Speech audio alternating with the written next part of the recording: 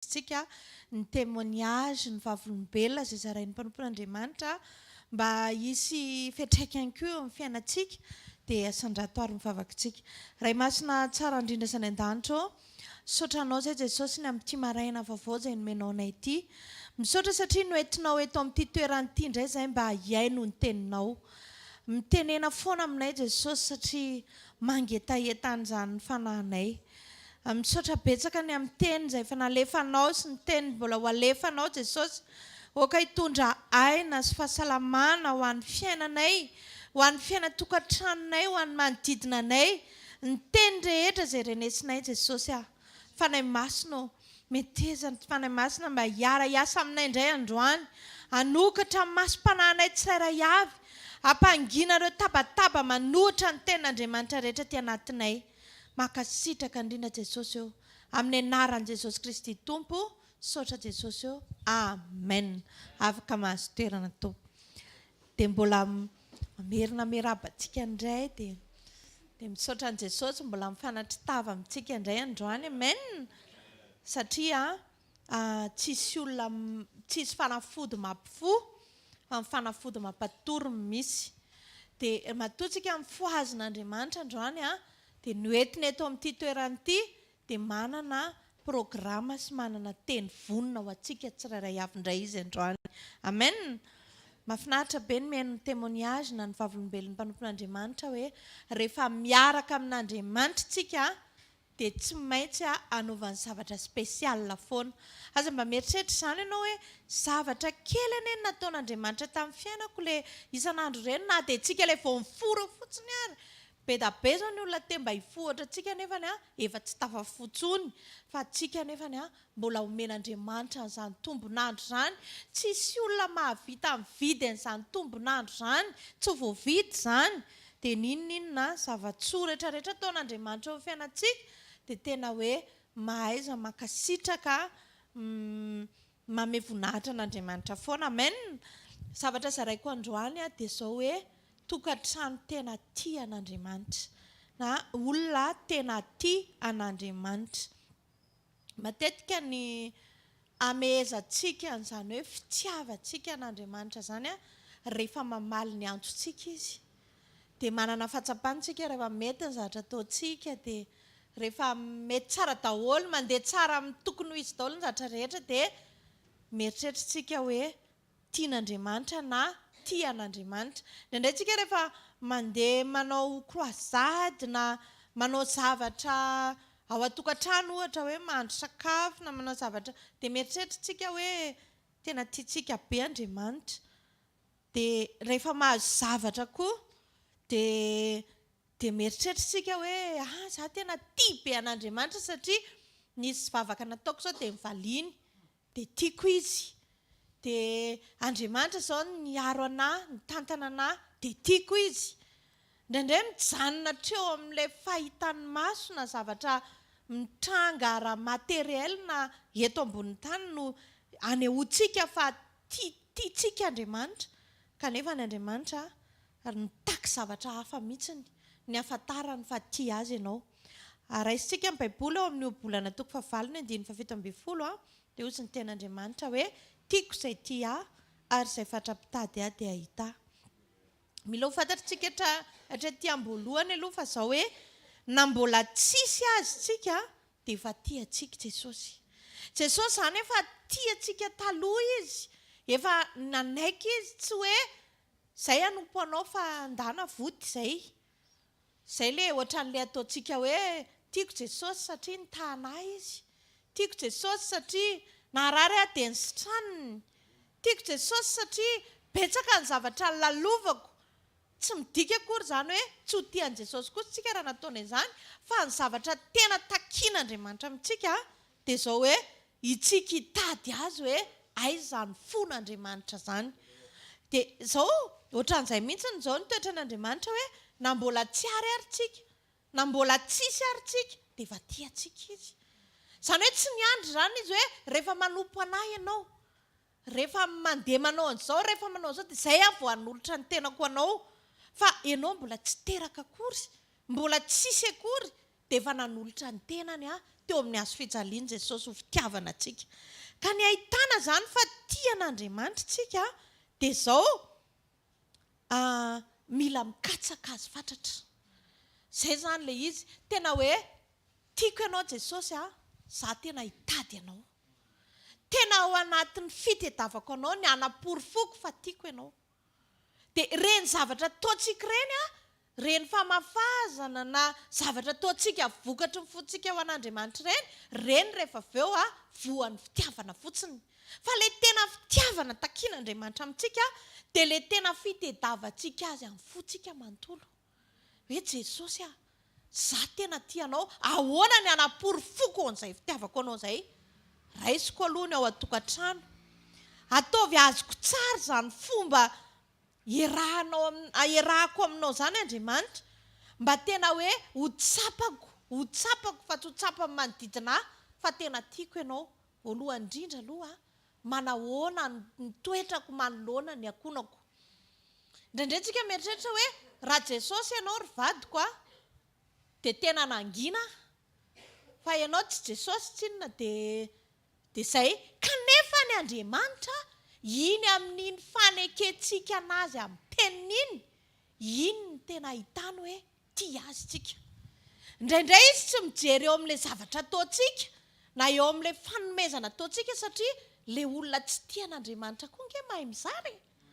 Matetika reny raha ny tena mahay mizara kokoa noho itsika kristianina rehefa tena dinihana ny fandehana.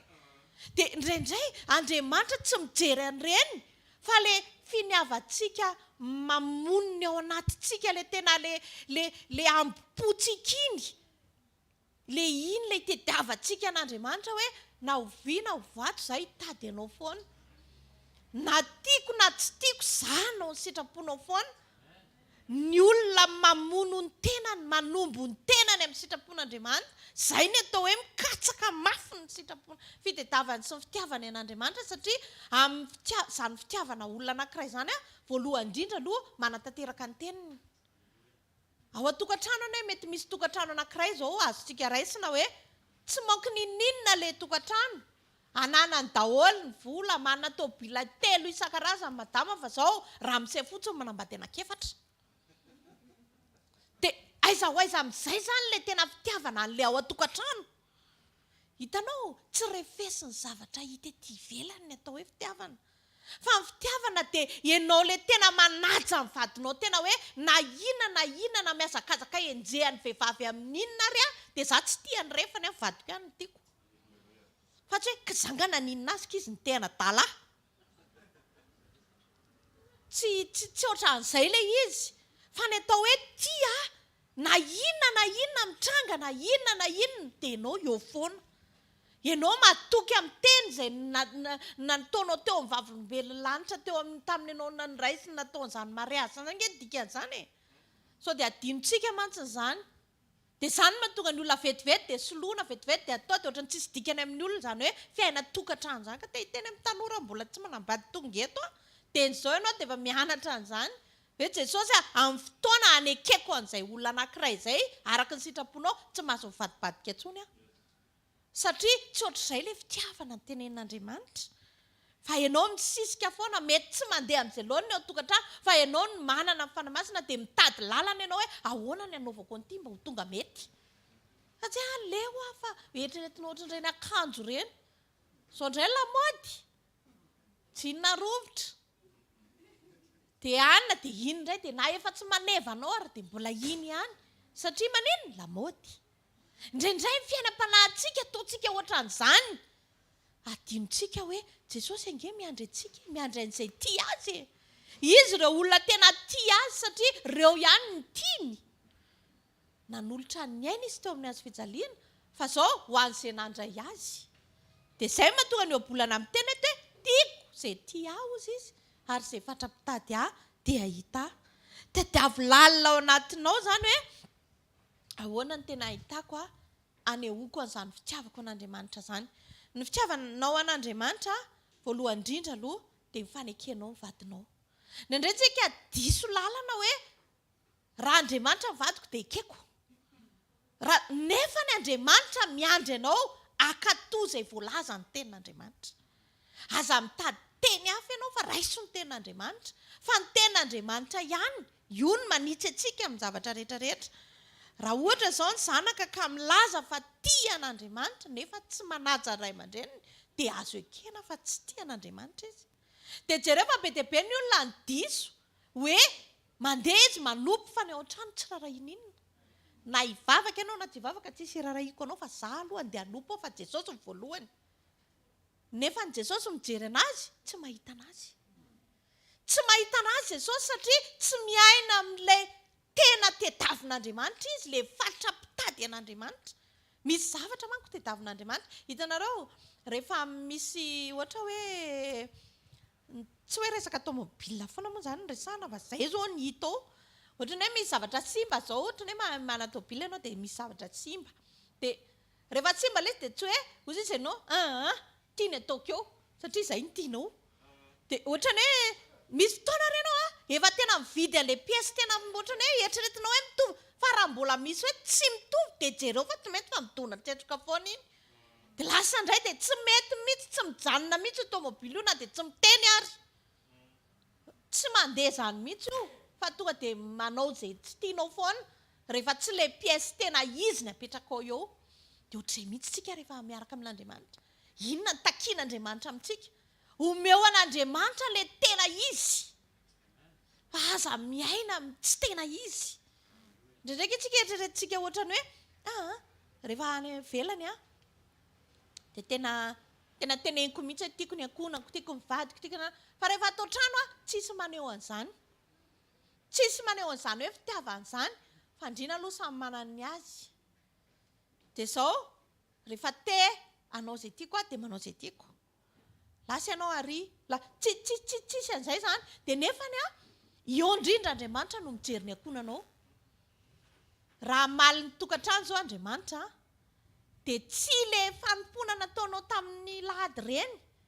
Tsy ireny aloha ny jereny, fa ireny voan'ny fitiavantsika an'Andriamanitra. Fa ny jereny raha tia azy ianao dia mifanekenao hampandefitra ny tenanao. Misy zavatra tianao atao tokantrano, tia hanafinafim-bola kely ianao nefa tsy mety intsony izay. Dia ajanonao ilay izy satria tianao Andriamanitra. Azontsika tsara angamba ilay tena hoe fitiavana an'Andriamanitra total. Dia izay mahatonga mpanompon'Andriamanitra miteny foana hoe fa inona ihany ity toetra tefena isan'andro ity. Satria miankina amin'izay ny fitiavantsika an'Andriamanitra. Ny fitiavana an'Andriamanitra dia tsy ny fanomezantsika zavatra any Jehovah ny tany sy rehetra eo aminy. Fa itsika mba mila fitiavana kely, mba misy voany kely etỳ amintsika dia ataontsika ilay izy. Amen. Jerenareo tsara. Anisan'ny zavatra anankiray tena tian'Andriamanitra ny fiankofana sy fiderana. Io reriny tsy vitany, tsy nataon'Andriamanitra tao an-danitra. Dia io toerana io nefany toeran'ny Losifera io. I Losifera ny mpidera, misy mpitendry. Dia rehefa hitany zareo fa ilain'Andriamanitra ilay izy, tena ampifilafila an'Andriamanitra amin'izay. Tsy nomendry zareo amin'izay ilay tena satria tsy tian'Andriamanitra izy. Dia inona ny zavatra nitranga? Nazeran'Andriamanitra izy. Andriamanitra izany tsy azon'izan'izam-pitambazana ninninona. Fa na dia fiderana sy fiankofana tiany ary, ka nanao zavatra tsy nety dia nazerany. Dia izay no tiako tenenanao hoe izany fitiavana an'Andriamanitra izany zavatra hafa mihitsy. Tsisy hidirany zavatra ataonao, ny fihetsika sy ny andanianao, ny herim-batanao, fa misy hidirany fanekenao ny sitrapon'Andriamanitra. Izay ny fitiavana an'Andriamanitra. Ny fitiavana an'Andriamanitra ny zavatra tsotra ihany, inona ny tenenin'i Jesosy dia inona ny nataoko. Dia raha voavalinao izay fanontaniana izay, dia izay ny atao hoe tia an'Andriamanitra ianao. Be da be ny olona vao vitaka amafy an'izao miliara. Fa nga tsy efa hitany fa nanao an'iny, fa nga izy tambazana vola. Hitanareo, efa zatra manao tsolotra ve dia mieritreritra hoe rehefa manao an'ity dia amin'izay hitan'Andriamanitra, fa tsy hoe tiako fotsiny Jesosy dia ataoko ny asany. Amen. Izay mahatonga na mitenanao hoe aza tambatra amin'inona mihitsy ny fitiavanao an'Andriamanitra. Fa ny fitiavana an'Andriamanitra na mivalinanao na tsy mivaliana dia tia azy foana. Satria tsisy hidirany, misy fotoana angeny tsy koa valim-bavaka. Ianao mieritreritra hoe andeha rapitso dia izy miteny hoe misy orohorontany any fa mijanona ianao fa engahy ianao noho izany tsy maintsy hanao compte rendu aminao izy. Ny atao hoe zanaka endry tian'Andriamanitra dia rehefa mivoaka fotsiny direktiva hoe tsy mandeha dia mijanona. Kany tiako maizina mihitsy le za tsy anona ohatran'izao manina raha tenenina hoe zao. Asa dia miandry. Zao ianao dia efa mizatra tsy manao an'izany efa nanina raha tenenina. Le indraindray rehefa ohatranona rehefa misy zavatra tsy anona dia naiza io na fampona na izay dia manina raha tenenina. Fa manina koa nefa raha mangina. Amen. Jereo tsara Jesosy tsy nanisikesikely mihitsy izy. Hoe noentin'ny ray nytary dia nentina teo amin'ny hazo fijaliana fa zao ampy azy fotsiny efa mivoaka fotsiny ny direktiva hoe ianao tsy maintsy omboana amin'ny hazo fijaliana dia zao ninona jereo tsara fa nisy fotoana raha tokony nanapaka an'izay zavatra izay rehefa tao amin'ny plato izy mitenena ozy izy fa zange afaka mamodotra anao tsy niteny izy satria maninona efa nisy teny nivoaka ka le teny nivoaka na amin'ny fifaliana na amin'ny fahoriana na amin'ny inona rehefa teny nivoaka dia teny nivoaka. Rehefa sitrapon'Andriamanitra dia sitrapona ty afaka tafatsoka tamin'ny sitrapon'Andriamanitra. Tsy nanao an'izany Jesosy. Hoe hoay dia rain'Andriamanitra fa tia loatra plato dia navoakany nefany izy efa mahafantatra fa ny sitrapon'Andriamanitra ao anazy dia hiatrika ny hazo fijaliana. Ianao efa mahafantatra fa ny sitrapon'Andriamanitra ao anao raha lehilahy ianao na vehivavy efa misy izany zavatra izany. Dia aza miteny izany hoe voninahitra ho an'ny tompo fa tafatsoka tamin'ity eo anie ilay olana be. Dia tsy tafiditra ao trano mihitsy Andriamanitra satria mipika foana ny lakile.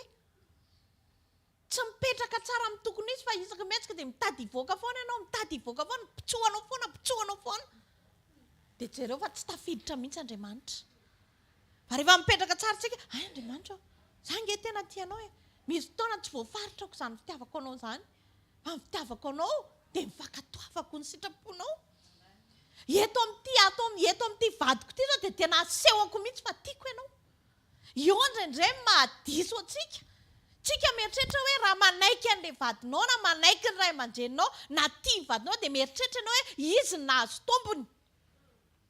Adininao fa tenin'Andriamanitra katoavina anie izany. Raha tsy mandainga ianao zao amin'ny olona anankiray toy izy ianao io tsy maintsy andingana fa zao falifaly eo. Io tsy maintsy atao an'izao fa sao dia izao fa amin'ny fotoana andeferanao amin'ny olona anankiray dia zao tsy le olona nahazo tombony fa ianao nandefitra satria nakatoa ny sitrapon'Andriamanitra ianao. Ninona izany zavatra ataonao rehetrarehetra eto ambony tany ianao daholo no mahazo tombony. Na mamafy ianao na maniny tsy le olona falifaly nahazo akanjo iny. Fa zany iny aloha dia tsara vitana mihitsy nameko an'ireny akanjo ireny. Tsy izy ny tsara vitana fa ianao no nahazo fankasitrahan'Andriamanitra satria ianao no nanao izay nitenen'Andriamanitra mahaiza mizara. Amen. Ka mila mivavaka isan'andro amin'Andriamanitra tsika hoe aza vela ho diso lalana Jesosy. Amin'ny fanimpoko anao tsy fanimpoko anao ny anehoako fa tiako ianao fa haingo mpitiavana ireny. Raha ohatrany ve izao dia tsy manam-bola ianao dia tsy afaka manao cadeau amin'ny vadinao dia milaza ve fa tsy tianao izy. Saingy tsisy aloha dia kinona ny atao tsisiko. Fa rehefa misy iny dia afaka manao an'iny ianao dia iny ny atao hoe haingo mpitiavana. Fa tsy voafaritra iny rehefa misy izay nge ilay izy rehefa tonga amin'ny faran'ny volana dia joli tsikitsiky tsisy ohatr'izany ao an-trano. Satria tonga amin'ny faran'ny volanako. Tena hoe tsikitsiky tsisy korotana fa tena tado neny voko daholo ny teny mamy isakisaka ny faran'ny volana na nisy marsé mipoaka ohatra. Satria manino nietsika daholo. Nietsika ilay fitiavana diso rehetrarehetra. Fa ilay fitiavana na mbola tsy faran'ny volana raha fa eny an-tanàn-dany eo 27 eo 28. Eo mihitsy ny anehoanao fa tianao foana ny tokantranonao fa tsy idiran'izany. Ka be dia be ny olona ny diso anona hoe ahoana moa izany fitiavana izany dia ohatr'izay koa ny fitiavana an'Andriamanitra. Lalana iray ahitan'Andriamanitra antsika koa fa tia azy tsika dia ny fankatoavantsika n'io baiboly io izay efa nolazaiko teo. Fanekentsika na izay tsy takatry ny saintsika. Ianao ve mahita hoe tianao daholo izay voalazan'ny tenin'Andriamanitra rehetrarehetra? Misy fotoana ianao tena marary saina mihitsy mieritreritra hoe ahoana moa zany ny anaovako an'izany. Ty olona ty ena melaka tamaina ana ve dia andeha ho dia mety bombo indray. So dia izy aloha ny tokony hifona amiko. Misy fotoana indray misy zavatra lalovantsika eo amin'ny fiainantsika izay tena tsy tiantsika mihitsiny. Nefany eo ny anapory fotsika fa tiantsika Andriamanitra. Hitanareo ny ten'Andriamanitra raha izay tianareo ihany ny tianareo, inona ny ataonareo mihoatra hozy izy fa ny devoly anie manao an'izany e. Dia indraindray ianao za tika ianona zao tena tiana, iny raha vao miteny dia tena tonga dia hoe okay. Dia iny tena tiako iny. Za zao raha vao mananina dia iny ihany iny. Dia zao tsy nanao fitiavana an'Andriamanitra ianao, fa nanao fitiavanao ny tenanao. Satria izay mahatolotolotra anao, izay tianao, izay ihany ny tianao, dia inona ny ataonao any mihoatra. Ianao tsy voatery hanao izay tiany izaniza, fa zao tsy avelan'Andriamanitra akahalana izaniza kosa ianao. Amen. Ka noho izany teziteo tsara ny toe-ponao. Dinidinio tsara. Indraindray efa averiko eto foana hoe na ny zanako aza indraindray afaka vahanao reny. Nefa zanako nateraka ao. Dia ahoana moa dia iny ohatran'iny anaovanao an'ireny ny anaovanao an'Andriamanitra. Fa izay tian'Andriamanitra dia makatoy ny tenin'Andriamanitra. Ny tenin'Andriamanitra izany dia tsy ny tenenin'olona taminao fa inona ny tenenin'ny Baiboly. Rehefa mihazo tena ianao dia aza maika aloha ka ny teny tamiko Andriamanitra fa goay hono ny lanitra. Goanao ahoana ny lanitra? Ao anaty Baiboly ve izany? Raisy aloha ny Baiboly. Ka rehefa hitanao anaty Baiboly fa mila mandoaka ny lanitra ianao dia goay. Fa raha tsisy eo za be dia be ny olona manao Baiboly ny tenany. Ka hitanareo ny devoly koa manao izany e. Devoly anie mahay tenin'Andriamanitra fa sonao gaga. Hainy tanteraka fa zao amin'izay tiana anaovana azy. Amin'izay tiana anaovana azy fa tsy amin'izay tian'Andriamanitra anaovana azy. Rehefa tian'Andriamanitra tsika dia manaiky izay tenenin'Andriamanitra. Na izay tsy takatry ny saintsika ary. Rehefa miteny zao Andriamanitra hoe mila mangina ianao dia maninona zao raha mangina. Ka hozy izy hoe za tsy mety fa tsy maintsy miteny. Dia mangina aloha ka. Hitanareo ilay izy misy zavatra nge tiantsika hidirana daholo. Nefa tsy eken'Andriamanitra hidirantsika. Dia izay no mahatonga an'Andriamanitra namay hoe raha tia ahy ianao dia tsy maintsy miditra ao anatin'izay faneken'izay, fa raha tsy tia ahy ianao dia atao foana izany izay tianao. Mampangina ny amboponao anaiky sy andeha hifanaraka amin'ny sitrapon'Andriamanitra hoe anekenao an'izany vadinao izany. Izany angeny atao hoe tokantrano tanteraka e. Tsy hoe misy zavatra, misy programa ataonao dia mody mangina ianao aloha ao trano. Satria tsy tia anakorotana ianao, tsy tianao hisy korotana. Efa manana programa ianao dia alamina tsara aloha satria sao dia mikorotana eo. Ay izany kay afaka mangina ihany rehefa anona fa rehefa amin'ny sitrapon'Andriamanitra dia ahoana. Dia izay no tiako tenenanao hoe mila tsika mampangina ny ambopontsika anaiky andeha hifanaraka amin'ny tenin'Andriamanitra na izay tsy nieritreretinao ary.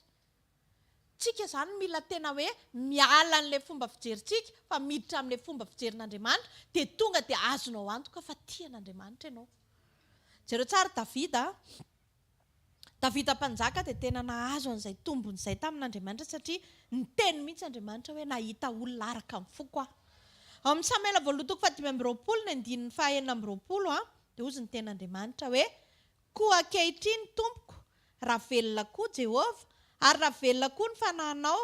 Jehova efa niaro anao tsy ahazo heloka amin'ny fandatsahan-drà ary tsy hamaly ho an'ny tenanao ary avelao ny fahavalonao izay mitady hanisy ratsy anao tompoko ho tahaka ny Nabala.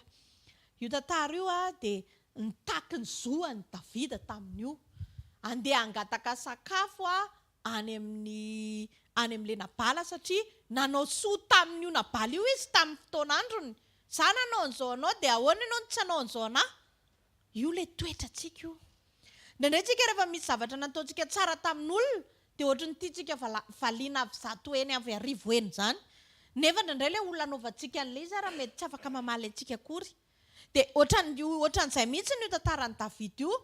rehefa nandeha teny aminy io na bala io dia karakarainy napetrano karakarainy tsara namboariny tsara dôlidôlidôly zay zavatra rehetrarehetra zay mampety any olona io fa zao rehefa tonga amin'izay tafita ka nila famonjena dia nitoditodina kany amin'io lehilahy io ahoana indray fa anjarako indray zao ameo ty zahay koa mba karakarao koa zay fa zay mba nikarakaranareo inona ny zavatra nitranga ozy izy ianao tsy namaly le lehilahy za tsy ameo ozy izy fa iza koa ny ameny io dia zao tezitra davita satria tsy nahazo izay nitedaviny dia ozy izy hoe ovonoko daholo nareo menakavy androany dia iny nisy olona ny tena hoe oay davita tena aza manao an'izany ianao aza mamalo an'ny tenanao zany ianao hita fa olona tian'Andriamanitra avelao Andriamanitra hiadiny adinao so iafa tsy le olona bebe fo ohatra ny zareo any velany any reny raha tsy zany angamba dia tena hoe izany mba teniteneninao zange mpanjaka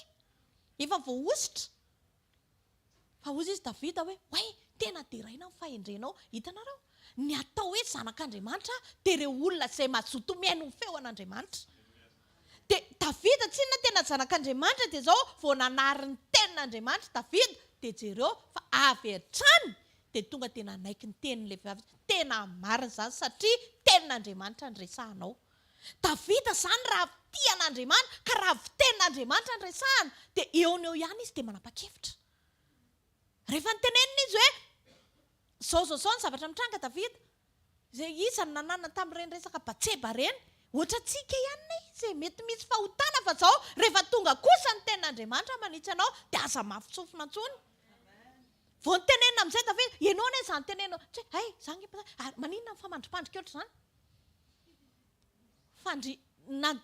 tsy nitsoron'le mpanompon'Andriamanitra tamin'ny davida natana hoe fa nentin'ny tamin'ny karazana tantara aloha misy olona ohatra zao raha tsy fanahy titititity riririririri dia ozy izy davida zany olona zany tena atao maty mihitsy zany tonga dia alaina daholo mihitsy zay tsara rehetrarehetra amin'ny azy dia ataon'izao dia ataon'izao ina ny zavatra nitranga ozy izy natana ka ianao nge zany ataovy aminao nge ny terany ianao zany efa tena mametrapetraka be mihitsy zao ozy izy ny tenin'Andriamanitra hoe ozy izy le mpanompon'Andriamanitra ka ianao nge zany teneninao zany ianao mihitsy zany ngamba ny tonga dia ozy izy ianao fa maninona mamitapitaka fa maninona mandaingalainga fa ozy izy davida hitanareo rehefa hoe marina dia marina hoe oay tena marina zany fa zao tena za mihitsy zany dia inona ny tonga dia afaka voalohany vakio tsara ny tenin'Andriamanitra zay nge teneniko hoe rehefa mamaky tenin'Andriamanitra ianao dia afaka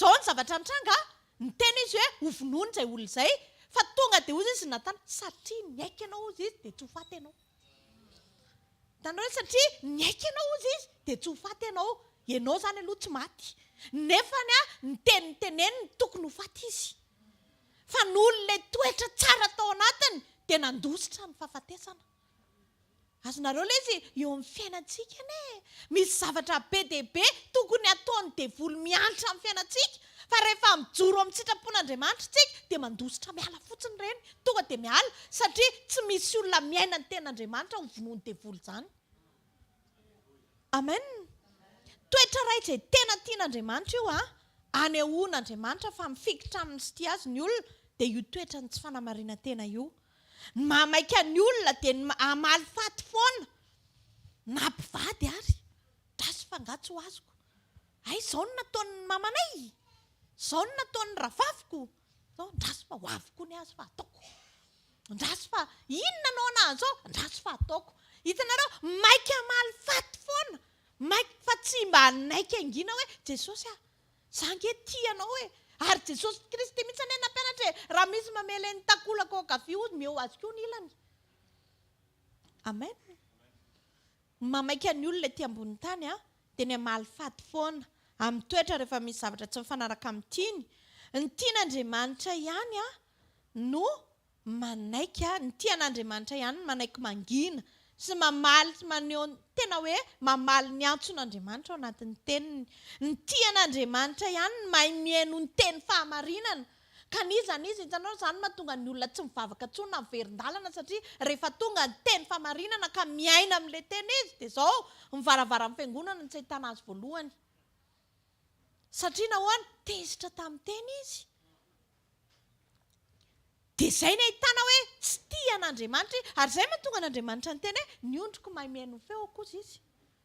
Rehefa ondrin'Andriamanitra ianao dia mahay mihaino fantsiana, mahay mihaino toetra ny fantsiana an'Andriamanitra. Fa ianao mieritreritra ka ny anany izao ny tena dia tafika ka tia ny tena ilay tia izao ny ilako valimbavaka. Iny valimbavaka iny tsy ianao ny havitan'iny. Andriamanitra ny manao an'iny. Ao amin'ny Jaona 2 efa disika loka eto amin'ity sekoly ity, ataovy izay asainy ataonareo. Tsy ianao ny mamaha olana fa ataovy fotsiny izay asainy ataonao. Inona ny asainy ataonao? Mankatoava fotsiny. Mivavaha fotsiny. Tsy le mpanompo aneny namadika an'ilay rano tonga divay fa Andriamanitra e. Fa ny nasaina nataon'ilay mpanompo dia mameno an'ilay rano fotsiny. Ka noho izany meteza fotsiny ianao mameno an'ilay rano. Fenoy amin'ny fahatokianao, fenoy amin'ny fahatahoranao an'Andriamanitra, fenoy amin'ny fitiavanao an'Andriamanitra. Fa aza miketrika izany hoe ataoko an'izao dia miova. Tsy miova izany io. Na ianao raha tsy miova amin'izany. Tsisy olona mahay manova olona izany nge. Andriamanitra ihany manova olona. Ka raha Andriamanitra manova, ndao hitakoritsika any amin'Andriamanitra mba hanova an'ilay olona. Amen. Satria andeha ataoko ny sitrapony, andeha ataoko an'izao, andeha ataoko an'ity, andeha akalaiko, andeha ataontsika daholo ity rehetrarehetra ity mba hahatonga antsika hanetsika. Tsy mety say ianao saina fa tsisy rano hivadika divay izany raha ianao manao anazy. Asio colorant mety ny endriny, mety hety fa le tena hoe rano mangatsiaka dia havadika anao ho divay tsy possible izany. Andriamanitra ihany mahavita an'izay. Dia ohatran'izay mety ohatr'izay ngamba ny kahanao androany. Mety misy zavatra mitranga hitanao mihitsy fa tena impossible ao amin'ilay fiainanao fa izao. Atao fotsiny izay asainy ataonao, izay asainy ataonao atao fa aza maka ny anazy. Izy mamadika an'iny ho tonga divay fa ny ataonao manaiky an'Andriamanitra fotsiny. Manaiky ho tarihany fotsiny. Mety volany tadiavinao fa anginana ny tadiavin'Andriamanitra aminao. Ka ny angeratsy anany, marsay izao ny ilaiko dia afaka ilay izy. Mety tsy marsay ny amen'Andriamanitra anao fa mangina fotsiny aloha. Amen. Madiova fo. Misy olona indray izy indray tsy be resaka. Izy tsy dia miteny fa izao maloto fo be tena grave be mihitsy. Tena Londra ara ilay mitabataba be reny dia hita hoe ity izany ohatran'izay dia mangina aza manao an'izany. Toy izay ilay ao anatiny ao izy tsy miteny tsy mivolana fa tsy hainao mihitsy hoe inona ary ity. Amen. Ohatr'izay ilay izy fa ny tia an'Andriamanitra ihany mahay manadio fony sy mamoaka ny ao am-pony. Hoe tena izao nalahelo tamin'iny fa rehefa mivavaka dia tsy malahelo intsony. Amen. Ny tia an'Andriamanitra ihany ny tia ny ankonana. Tia olona, tia manodidina azy, tia ny mpiara-manompo aminy. Ny tia an'Andriamanitra ihany ny manome fotoana ihany koa an'Andriamanitra. Ka izany fitiavana an'Andriamanitra izany mila fenotsika eo amin'ny fiainantsika. Raha milasitsika fa tia an'Andriamanitra, indray maraina ianao tsy mivavaka akory. Tsisy fotoana omenao an'Andriamanitra izany. Na indray mandeha ary dia ahoana ny tenenanao fa tianao Andriamanitra. Amin'ny krismasy vao hivavaka. Amin'ny faran'ny taona vao hibebaka amin'ny zavatra ratsiratsy nataoko tamin'izay. Amin'ny voalohany taona indray ametraka amin'ny fiainako amin'ny taona ho avy manaraka rehetra. Ka pasitera efa nitsodranko tsy efa vitan'iny ve?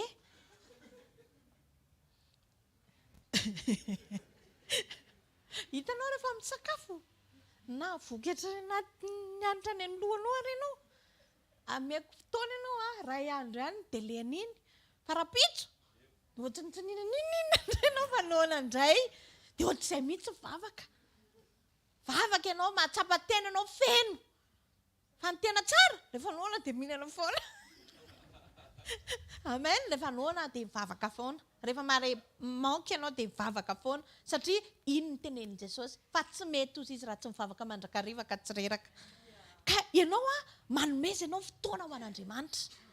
Tena assurant rendez-vous mihitsiny. Za taloha tena tia kosa aloha tena eny hatramin'izao ary. Fo maraina mivadiko dia miomana izy. Dia hoza hoe fa andeha ho aiza ianao? Dia taloha moa izy manao brosina fa izao izy fa tsy manao intsony fa manao hanina fotsiny. Dia miantso mpanao volo izy, miantso an'ilay mpanao volony. Dia hoza hoe andeha hiantsena angamba.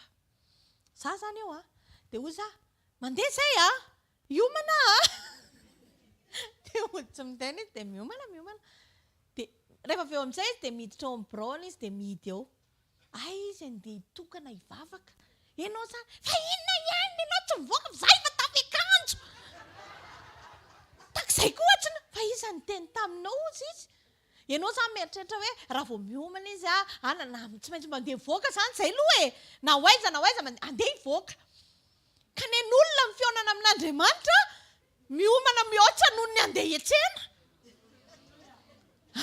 Hoainina amin'izay manko ianao rehefa avy eo hoailay ty e. Zaho izy izay mihitsy. Dia gaga miantso manao volo, miomana miakanjo tsara, manao kiraro, miditra ao anatin'ny birao, iona amin'Andriamanitra. Mety afaka tsy manao an'izay ianao fa ny azy izany tantaraiko izany. Dia ohatran'izay ilay ianao nefa zany, andeha ngambany, andeha, ianao rehefa andehana ianao vao hiomana. Andeha hiseho vahoakako. Hitanareo, rehefa mety tianao Andriamanitra dia misy degré miova zay. Misy zavatra miova be dia be mihitsy hoe Jesosy lasa mitatra be io sainao io. Tsara moa dia iona amin'ny olona olombelona ihany ho tsaraina ho atao inona. Miomana be ohatran'ireny indraiky zavy andeha iona aminao Jesosy. Hitokana fa satria fantatro. Hitanareo, mahatonga azy manao an'izay satria fantany fa hiara hiresaka aminy ao Andriamanitra. Amen. Mila manome fotoantsika ho an'Andriamanitra. Isan'andro ianao mila an'Andriamanitra foana. Nefa ianao tsy manome fotoana ho an'Andriamanitra na dia mba mametraka ny journée anao fotsiny ary. Izany angina atao hoe tia an'Andriamanitra e. Maraina indray tsy efa tia indray ny dalanao. Maraina indray Jesosy miaraka tsika. Reto aza maika na efa te hisotro kafe farak'izay zokiny ary ianao. Ajanony ka za tsy tia kafe mangatsiaka. Asa atao aloha ilay kafe raha tsy vita mivavaka indray. Izao Jesosy tena androany apetrako aminao ny zavatra rehetra satria tsy mahavita tena raha na tsy mivavaka amin'ny problemanao ary ianao. Tena miteny aminao fa mahita fiadanana ianao. Andramonge vao maraina ianao eny antsefatsefana eny eo mpanaovana ny asanao na manatsa vilia na mandray ordinateur na ina dia tiany mieritreritra foana ianao miaraka tsika ianao Jesosy adinonao daholo izay olana rehetrarehetra any fa ny fisian'Andriamanitra eo amin'ny fiainanao voalohany aminao dia ahoana moa izy ny tsy karakaranao fa omenao lanja loatra le fitiavan-tenanao. Ianao ny tianao mihoatra noho Jesosy dia tsy tafiditra izy. Tsy tafiditra mihitsy izy nefa te hiditra. Hozy ianao mifoko ve Jesosy? Amvadiko aloha. Satria nahoana tsy tena hoe amvadiko satria iza ny ianao kalay anahy. Iza ny amelona anahy. Iza ny karakara anahy. Iza mba namako eto ambonin'ny tany eto aloha. Ianao mbola tsy eo. Ohatr'izany daholo. Iza ny ianao an'izao fa tsy omenao lanja ao am-ponao mihitsy izy hoe Jesosy ianao ny tiako voalohany dia ianao aloha ny atao-poko. Vao mandinika dia ianao vao hiresaka dia ianao ka lasa tsy manao foana intsony hoe tsy mitete foana intsony hoe maso mivadiko. Lasa tsy ary maninja lasa tsy mamingavinga azy intsony satria nahoana ianao voalohany. Rehefa Jesosy ny voalohany dia omeny Jesosy fahendrena ianao. Manina lasa tsy misaintraindra tsy olona intsony satria manina ianao voalohany. Naninona lasa tsy mitanisa ny heloko intsony. Haitsika pli vava mihitsy ilay hiran'ny Joseph Dafy iny. Tsy manisa heloko Andriamanitra zao inona rehetrarehetra iny. Nefa ianao vao manao fahadisoana kely ny eo akaikinao. Tamin'ny 2015. Miverina tamin'ny 2016. Draisiko atsoratra ireny fa nga. Azonareo tsy mamela heloka. Tsisy an'izany famelan-keloka izany. Ao an-trano dia io ihany. Io foana. Io. Ianao nanao an'izao. Ianao ty. Ianao ry. Ianao. Tsy manana an'izany fo mamela heloka izany. Ka aiza moa no voavela heloka. Inona manavesatra anao? Matoana ianao mavesatra misy zavatra mavesatra hoe. Ianao tsy mamoaka dia tsy mandray. Rehefa tsy mamoaka fitiavana ianao aza mieritreritra ny andray fitiavana izany. Avoay aloha ny famelan-keloka mba hamelan'Andriamanitra heloka anao. Amen. Izany angena atao hoe fitiavana.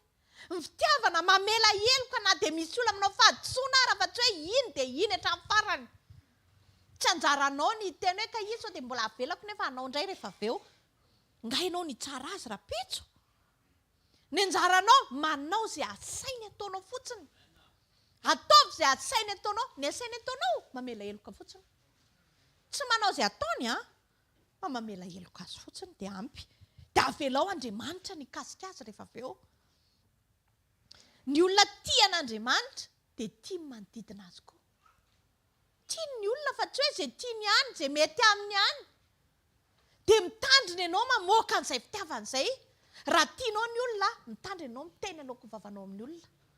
Raha tianao ny manodidinao, raha tianao ny akonao, zaho zao tena tsy sahanompa ny vadiko mandrakizay mihitsy. Tsy sahy teniteny foana azy satria tiako izy. Hoe eo maso dia tonga dia inona moa izay ianao? Tsy hanao an'izany satria tiako izy. Dia ohatr'izany koa tsika amin'ny olona rehetrarehetra manodidina antsika, tandremo tsara ny vavanao. Aza miteny maratra olona izany ka sanatria handratra olona. Fa manimba anao iny. Manimba anao iny na eo amin'ny plasinao amin'i Jesosy na eo mangatà fahendrena amin'Andriamanitra. Inona nampahomby an'i Solomona? Ahoana meo fahendrena? Hitondrako an'ireto olona reto, ahafahako miteny, ahafahako milaza. Ny olona tian'Andriamanitra tsy sahy manaonao foana izany eo amin'ny fiainany. Satria tiany Andriamanitra dia tsy sahy izy manaonao foana. Jereo nge Jesosy raha hijery an'i Jesosy indray tsika. Jesosy Kristy tamin'ilay olona nanindrona ny lany voany tena hoe fananiany le lehilahy fotsiny tsotro izao ilay izy fa tsy hoe tsy napoziny. Ka ny tiany vilana ho azy le anina dia lasa tapoka tany tsy izany. Tiako tenenanao hoe matetika ny olona tena manimba anao mihitsy. Miteny marary anao mihitsy. Tena ataon'ny olona mihitsy, ataon'ny olona tsintsina mihitsy anao indraindray. Ohatr'indray ny olona tsisy fotony ireny. Fa izao, Jesosy Kristy koa ohatr'izany. Tonga dia niazakazaka fotsiny lehilahy dia ohatr'ny mahafinaritra azy hoe andeha tsondrotsondromboka ohatr'izao ity. Fa tsy hoe potraka izy dia ninjera tanga iny kosa ilay tsy fananiny. Tena fananiny ilay izy. Ary tena sitrapony fony, tena tiany ary tiany ho andramana amin'i Jesosy. Dia tena nijojiny ohatr'izao mihitsy ny tsy haiko raha azonao ngamba izany. Hoe ny lany voan'i Jesosy tena tsondromina ohatr'izao dia tena nantotoana ohatr'izao mihitsy. Hoy izy Jesosy hoe raha eo hozy izy maninona? Mamela ny elona izy fa tsy fantany izay ataony. Ny olona tian'Andriamanitra mahay mijery zavatra amin'ny lafiny tsara foana. Dia izay mahatonga ny olona tian'Andriamanitra tsy manota intsony. Satria rehefa tian'Andriamanitra ianao dia mahay mijery zavatra amin'ny lafiny tsara. Na misy olona nanindrona ny lany voany ary dia mbola mamela ny elony indray io fa tsy fantany izay ataony nefa tena fantany izay nataony tamin'io. Tena haipony mihitsy, tena tiany mihitsy ny anaonao an'ilay izy. Tena ozy izy hoe mbola tsisy nandramako ohatr'izao fa andramako aloha tia ny azoko ataon'izao. Dia teny aminao hoe atraizany lanjany izany fitiavanao an'Andriamanitra izany. Indraindray olona diso teny raha fa tsy nieritreretin'ilay olona koa fa tafiteny fotsiny hoe izany keny nataony izany. Nefa zavatra tsy tena zavatra tsy gravy akory. Tsy nanimba ny fidiram-bolanao, tsy nangalatra ny vadinao, tsisy an'izany. Fa dia indraindray teny diso kely sendra nandalo dia efa iny dia efa azafady ka te hiteny amintsika hoe aiza izany fitiavantsika n'Andriamanitra izany. Fa izay tian'Andriamanitra ihany anie ny tiany. Matio 7:20 ny andinin'ny 12 ka hatramin'ny 14. Dia mivaky toy izao ny teny amin'ny anaran'i Jesosy manao hoe aranapangany lohan'ny mpisorona mba amin'ny olona izy dia tsy namaly akory. Dia ho Pilato taminy tsy renao va izany zavatra maro ampangany anao izany? Fa tsy namaly azy izy na dia indray-mbava akory ary ka dia gaga indrindra ny gobernora. Ny olona rehefa tonga amin'izany tena hoe prison na ohatr'izany dia ny zavatra atao voaloha dia maka-pisolo vava. Miteny izany. Mila miteny, mila manazava. Fa tia Jesosy tia nanasaina ny teny ary dia tsy niteny. Tsy niteny satria lalina loatra ny fitiavana an'Andriamanitra izay sekre izay. Fantany hoe inona moa ny andeha hanamarinako tena fa izy anena namarina ahy. Ny sitrapony anena ataoko inona moa ny andeha hitadiavako fanamarinana ankoatran'izay ao amin'ny volontény mihitsy io izao. Misy fotoana ange Andriamanitra manome opportunité anao hamindrano fo e.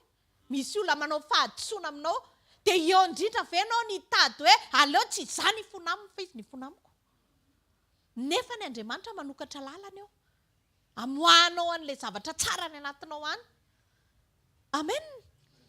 Jereo tsara fa napaingana izy natao inona nefa tamin'ny zavatra tsy nataony.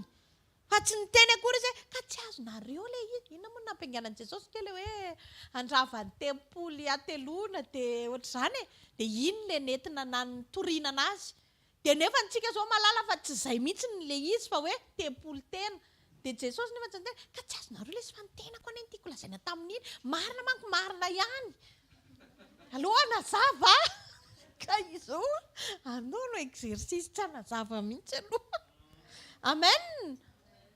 Misy fotoana ianao miteny ilaina ianao miteny. Misy fotoana ianao tena miteny renao mihitsy ny ao anatinao hoe tsy voninahitra ho anao, tsy aentinao andeha nibana olana iny fa tena renao hoe noho ny amin'ny sitrapon'Andriamanitra iny indray hafa iny. Fa misy olona tena ohatrany hoe tsy manaiky diso izany mihitsy izy ao an-trano ary rehefa hita fa izay mihitsy ilay problema ao an-trano. Dia nefa izy miteny foana hoe eto am-bavaka mba hilamina. Nefa izy tsy manaiky mihitsy. Izy kay tena tsy manaiky halamina voalohany. Fa Jesosy Kristy teto tena raha vao hohan'ny tenany dia tsy namaly izy. Satria izy tsy te hanandratra ny tenany. Tsy hiaro ny tenany ny eviany fa hiaro anao. Tsy hiaro ny tenany na tongavany na omba na hamonjy ny tenany fa hamonjy anao. Ka raha vao nanao an'izay izy dia tsy vita amin'ny mission. Azonareo ilay izy misy mission nge. Endrasan'Andriamanitra amintsika. Mila misokatra amin'ny masom-panahitsika Jesosy ino ity zavatra ataonao eto amin'ny fiainako ity. Raha ninona zavatra mitranga amin'ny fiainanao efa hitan'Andriamanitra daholo ireo. Fa miandry anao izy hoe aiza ny amoahanao an'ilay fitiavanao azy mba hitiavany anao sy hamaliany anao. Izay mahatonga ny Exodus 14:14 miteny hoe Jehova hiado anareo fa ianareo kosa hangina. Ka rehefa tena tonga tian'Andriamanitra tsika dia lasa mahay mametraka izay heverintsika fa hoady eo amin'ny fiainantsika, hoadin'Andriamanitra fa tsy adintsika.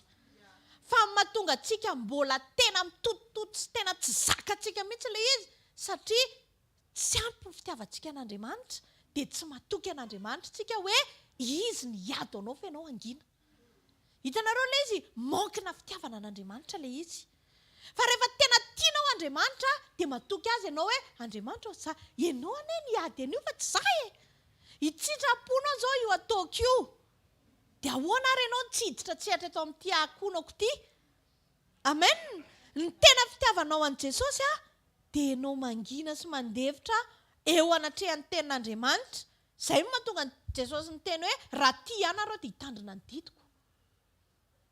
Raha tia ianareo sy dia hitandrina ny didiko. Izany hoe misy zavatra mila tandremantsika izany eo amin'ny fiainantsika raha tiantsika Andriamanitra. Hoy izy tamin'ny Simona, ry Simona moty ava ianao fa ano ary ny ondriko. Mila miaina sy mampiaina ny olona amin'ny sitrapon'Andriamanitra ny dikan'izany fa ano ary ny ondriko izany. Betsaka ny olona izao misaina fa tia be an'i Jesosy nefa diso ny fanatanterahany an'izany. Tsy mampiseho an'i Jesosy eo amin'ny fiainany sy ny tokantranony. Tsy tazana ao an-trano mihitsy izany Jesosy izany. Tsisy mampiaina ny tenin'Andriamanitra ny vokatry ny fanahy zero. Tsisy fitiavana, tsisy fiaretana, tsisy ninninina. Nefany tian'Andriamanitra. Andriamanitra ny teny fa raha tia anareo dia ataovy ny didiko. Dia nefa ny didin'Andriamanitra dia mivokatry ny fanahy ny sitrapon'Andriamanitra. Militsika miaina an'izany. Hoy izy indray izy tamin'ny Simona fa ano ary ny ondriko. Ohatry ny ahoana ny famahananao ny tenin'Andriamanitra amin'ny ankonanao. Ilay ody kelin'i Jesosy eo an-trano ireny. Ireo vady aman-janako ireo mihinana ny tenin'Andriamanitra ve ireo? Satria izay ny ahafantarana fa tia ianao ozy izy. Raha tia ianao dia fa any ny ondrikeliko. Fa any ny izy izany ondrikeliko izany ireo zanako ireo. Izay vao mivoaka ny ivelany amin'izay.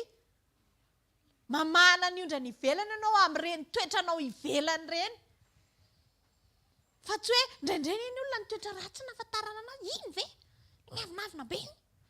Tsy haiko hoe ondrin'iza ny voafahana amin'izany. Amila anao, iny ve? Iny tena tian'Andriamanitra iny olona iny. iny tena mandefitra, iny tena zao. Dia zao tsy nitory teny akory ianao fa voafahanao tamin'ny tetranao ny olona. Izay nge ilay hoe fahanao ary ny ondriko e. Amen. Eo amin'ny toerana izay ametrahan'Andriamanitra anao, ataovy voafahana tsara ny ondry eo. Fa tsy hoe eo ny tena ahitana ny mahainao anao. Aleo eo ny ahitana an'i Jesosy. Amen. Amin'ny fizarana ny ten'Andriamanitra sy ny sitrapony ao tokantrano, amin'ny zanakao, amin'ny vadinao, ireo ondry kelinao, amin'ny mpanampy. Tsy mampianatra ny ankohonana anaonao foana fa mba manampy azy hianatra hivavaka. Mampianatra ny ankohonana anao ny sitrapon'Andriamanitra fa tsy hoe rehefa manao fahadisoana ny zanakao dia iny foana ny arovanao. Ako zanako ihaniko. Tsy mamahana ondry izany fa mandetika ondry. Rehefa hitanao fa misy fahadisoana ny ataon'ny zanakao, kapoy. Teneno anaro. Fa tsy hoe ka izy ny anahy ny tenin'ny zanako, ny teny izao mihitsy ny zanako fa izy hony. Nefany vehivavy lehibe sy lehilahy lehibe izao ny ataon'ny zanakao tsinitsinina. Dia mbola ka ny zanako amin'io tsy ampitaona akory. Na dia izay fotsiny ihany ary. Adinidinio tsara izany fitiavana an'Andriamanitra izany hatrany amin'izany hoe hampiditra ny ankizy hianatra hanaja olona.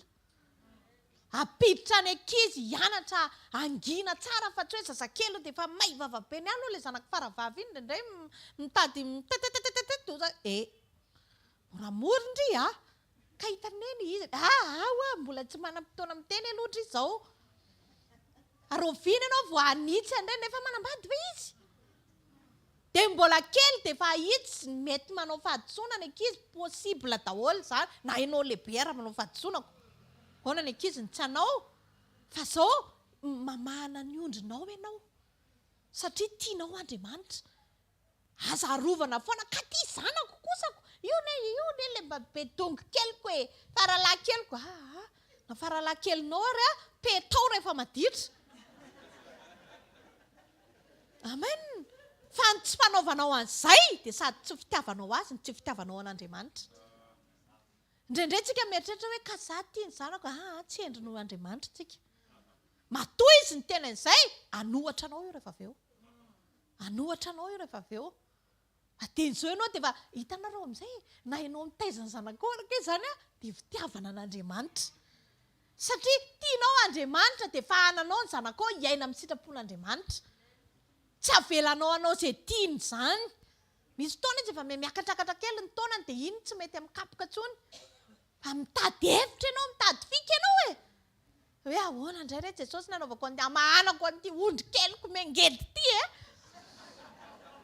Dia mitady fika ianao satria tianao tsara izy. Izay ny fitiavanao an'Andriamanitra. Ireo ara-monina nomen'Andriamanitra anao. Ho avy anie Jesosy e. Ianao hoe tsy mba misaina, reto zasy ny sasa izay nomenao Andriamanitra. Tena nataoko tsara ilay izy. Niteny tamiko ianao hoe atao mitoera mba ho ray aman-dreny modely. Nianatra tao amin'ny sekoly Jesosy niraisiko ny teninao, nataoko ilay izy. Amen. Rehefa misy olona hitanao zanako manao tsy mety anaro izy. Rehefa melehibe izy tsy hoe ka za matahotra anazy. Tsy resaka tahotra anazy fa zao mangatà fahendrena amin'Andriamanitra. Amin'ny teny Jesosy. Hitenenako amin'ity zanako ity, ino ny zanaka koa ohatran'izany. Ny fanajanao ny ray aman-dreninao dia maneho ny fitiavanao an'Andriamanitra. Fa tsy hoe akory ka izy ny tokony miova fa tsy za. Be dia be nge ny tanora amin'izao fotoana izao e. Lany mitsatoka eo amin'ny tsy tonga any amin'ny anjara voatendry satria resaka tsy fankatoavana ny ray aman-dreny fa tsy resaka tsy fahaizana. Tsy resaka tsy tsara-tarehy, tsy resaka inona fa potika ny tsy fanarahana ny tenin'Andriamanitra.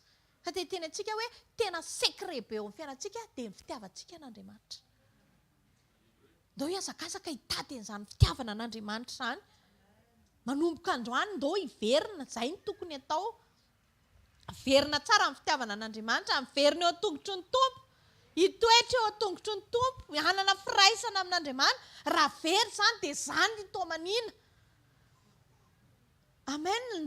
Misy toeran'izay, manana fitsarana amin'izay, hitsahatra hiadana eo an-tongotr'Andriamanitra.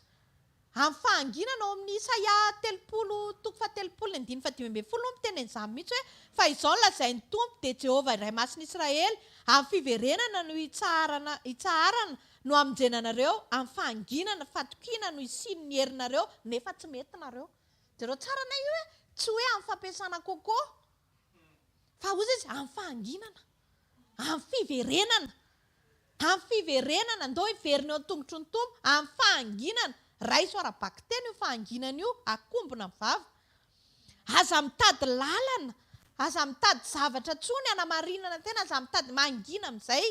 Satria amin'ny fahanginana ozy ny ten'Andriamanitra. Ten'Andriamanitra no tenany io. Aza beresaka koatra ny sitrapon'Andriamanitra. Manomboka androany mety tia miresaka tsika, mety tia mitantara fiainan'olo, mety liana amin'ny zavatra tsisy dikany. Ajanony daholo zany rehetrarehetra zany. Andao liana amin'ny tenin'Andriamanitra.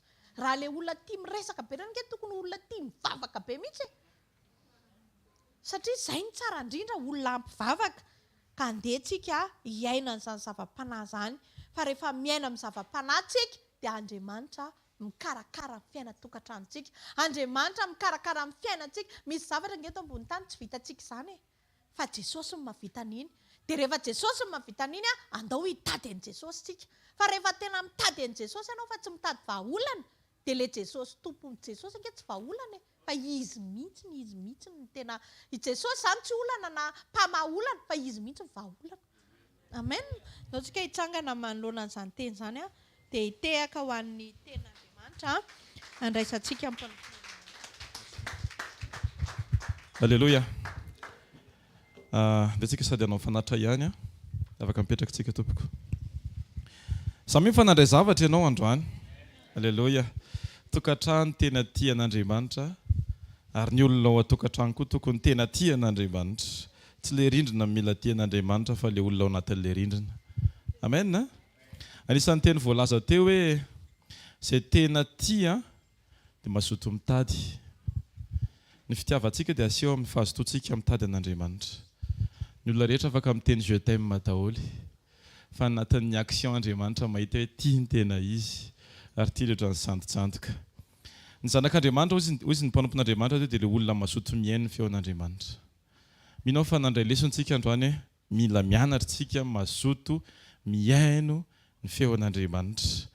Ny olona zatra mpamaky tenin'Andriamanitra no mazaka tenenina. Satria ianao isaky mamaky tenin'Andriamanitra dia ohatra mare feo miteny ianao sy manitsy ianao foana. Ka amin'ny fotoana anankiray zany rehefa tsy mazaka tenenina ianao, tsy ampy ny fotoana makianao Baiboly. Tsy ianao no mamaly vavaka fa ianao ilay asaina mankatoy fotsiny ihany. Izay ilay nambaran'ny mpanompon'Andriamanitra teo koa hoe misy fotoantsika mitady ny hevitra rehetra fa adintsika ny ten'Andriamanitra ny fihevitra sy izy tsy fihevitrareo. Izany hoe tsika izany antsoina fotsiny ankatoan'Andriamanitra amin'izay rehetra mitranga. Amen. Tokantrano feno olona mpamela heloka. Izany koa anisan'ny voateny teo, mila ao anatin'ny tokantrano dia isa hoe firy nareo dia raha 5 nareo dia tokony 5 zany mpamela heloka eto fa tsy hoe ray foana na hoe 2 na hoe 3 fa izy 5 samy mpamela heloka. Amen. Namarana anazy teo dia hoe fahano amin'ny toetra tsara ny ankohonanao. Raha samy amahana ihany dia sivy vary misy fitsikina, enomboritra misy fifaliana. Ohatrany toko fanatsika ny ankohonantsika. Amen. Tatsika hitsangana amin'ny voninahitra n'Andriamanitra. Ray amin'ny anaran'i Jesosy misaotra anao zahay ny amin'ity fotoana izay nomena anay ity fa tsapanay hitanay Andriamanitra fa tena ho anay tsiraray avy zany Andriamanitra. Tena matsiaro izay Andriamanitra fa hoe tena tianao tokoa satria mbola teneninao sy anarinao foana. Reto izay Andriamanitra manaiky marina fa ny rehetra voatonona teo Jesosy dia tsisy afaka mihitsy hiteny aminay hoe za efa tsy ohatran'izany. Fa izay rehetra Andriamanitra dia mila foana miambina mitoetra isan'andro mba tsy hanao zavatra mifanohitra amin'izay sitraponao Andriamanitra. Aoka Jesosy tena mihoatra noho ny fiambenan'ny mpiandritrano, ny fiambenanay ny fiainam-pananay tsiraray avy Andriamanitra. Aoka Jesosy Kristy ny fotoana rehetra izay omenao anay, ho fotoana izay ahafahana indray mijoro aneo ny fahamarinan'ny teninao ao anatinay tsiraray avy Andriamanitra. Ankehitriny Jesosy tena nandray zahay, aika ianao tena mitady olona tena tianao Andriamanitra. Dia tsy hoe olona mazoto fotsiny manao ny asanao, fa olona afaka mitory ny teninao na tsy manokatra ny vavany ary. Amin'ny anaranao Jesosy, nianatra koa izay androany hoe tena ilaina mangina Andriamanitra. Indraindray izay te hiady varotra, te handresy lahatra, zatra mitory teny dia rehefa olo tenenin'ny olona dia lasa te hitory teny nefa amin'ny fotoana tokony anginana Andriamanitra. Ampianaro izay Jesosy, tena ankatoanao ny antsipiriany mba ho tokantrano vanina mba ho tokantrano maneho anao mba ho tokantrano ahitany olona rehetra fa misy Kristy ao anatin'ny tokantranonay ao ka Jesosy tsy soratra fotsiny le apetraka eny amin'ny rindrina hoe Christ est le chef de cette maison fa tena ho marina ao anatin'ny fony tsirairay avy tsy hoe lohan'ny tokantrano fotsiny Jesosy fa lohany ao anatin'ny fony tsirairay avy na ny raim-pianakaviana na ny renim-pianakaviana na ny zanaka na ny olona miasa ao tokantrano Andriamanitra dia ao ka ho hita fa manana ny Kristy ny tsirairay avy Jesosy misaotra anao satria fantatray Andriamanitra fa matoa zahay nandray an'izany teny zany dia na misy zavatra nitranga maly tokony ahitsy na misy zavatra tsy maintsy atrehanay androany ilainay io ten'Andriamanitra io na ny rapitsinay mihitsy Jesosy ilainay aisahady ny fomba fiatrehana ny zavatra hitranga fa anatin'izany Andriamanitra dia ianao efa nitsangana ho mpanangana ho mpianarina anay tsirairay avy mpampaheranay amin'ny anaranao ilay mpanjaka masina mandrakizay dia misaotra indrindra Tompo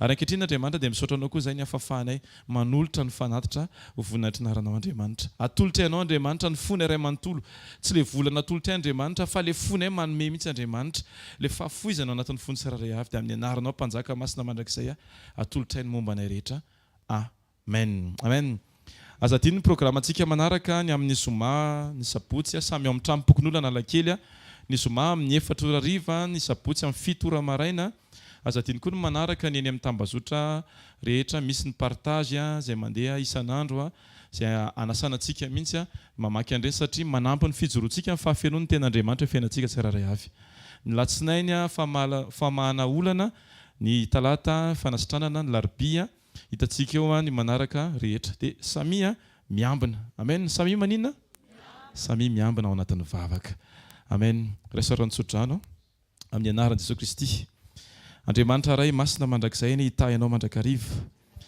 ary izy tantananao amin'ny antsipiriam-piainanao amin'ny fotoana rehetra ny ninona zavatra atrehanao dia ho hita fa Kristy ny velo eo amin'ny fiainanao ary ny andro maloka dia tsy toetra eo aminao fa ho fahazavan'Andriamanitra amin'ny fiainanao manomboka amin'ity fotoan'ity amin'ny anaran'i Jesosy Kristy amin'ny anaran'ny Ray sy ny Zanaka ary ny Fanahy Masina amen tahiny Jesosy daholo zareo fahasoavana fa fahasoavan'Andriamanitra matoy izao fa fahasoavan'Andriamanitra mampitsikitsika atsika ohatr'izao tahiny Jesosy daholo